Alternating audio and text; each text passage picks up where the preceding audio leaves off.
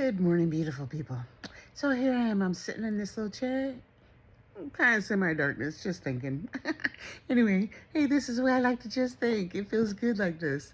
Anyway, so today I was thinking, yesterday I was watching Pastor George Pearson and Brother Dennis Burke on Believer's Voice of Victory, and they were talking about this 2026, the year of the big fix.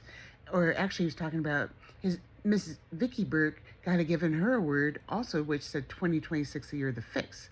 So anyway, big fix. You get the God's changing something, ain't he? Anyway, I was sitting there thinking. I was thinking about Joseph, Joseph and his father Jacob. Now remember, I'm thinking about Genesis chapter 49. Now Jacob is about to transition out of here. He's about to leave here, and I was thinking about when Jacob was born. Jacob is a twin. He and Esau are twins. They're fraternal twins, and when he was born, he came out. He had grabbed he had grabbed hold of Esau's heel, and they called him Jacob. Jacob meaning the supplanter. But they were also talking about the fact that Jacob was the younger brother, the twin that was born second. He's the younger twin, is going to be greater than the twin who was born first, Esau. And you know the whole story. You know how when it came time for Isaac to pass away, when it came time for Isaac to give the blessing because he was about to leave, that Jacob and Rebecca had a plan.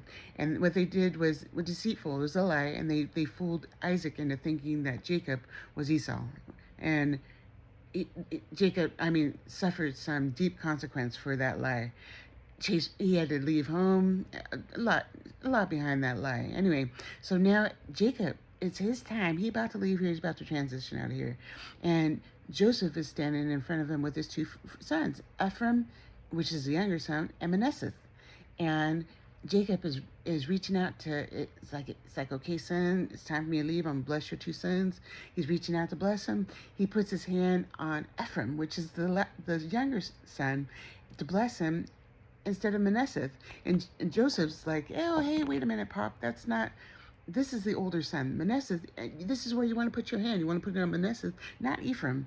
And Jacob's like, hey, no, I know what I'm doing, son. I'm about to leave here, but I ain't lose it. I know who I'm blessing. I want the younger son is one that's going to be more blessed than the older son.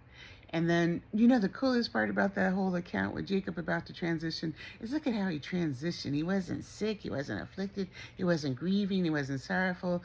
They was having a party. I know they was having a party. They was having a buffet. They was enjoying there was music. There wasn't no mourners sitting outside the tent. They was having them a good time. Anyway, back to the shift or the transition. So it made me think about it. It's like, God, you are changing things around here. Some things that we thought were so solid and so sure, and it's going to be like this forever. I was like, nah, I never intended to be like that for the past 20 years. You just did that like that. I got a shift going here in this year 2026. Anyway, you got to ride that wave. Get on the shift wave, honey. Anyway, that's what I was telling myself today. It's like, you know what? I thought this was going to be like boom, boom, boom, like this every single year, every single day of my life. And guys, like, nah, I never intended that to be like that in the first place, Tony Pace. I got a shift going on. Anyway, think about that a little bit more. I'm going to think about it a little bit more. Y'all have a good day. Smooches.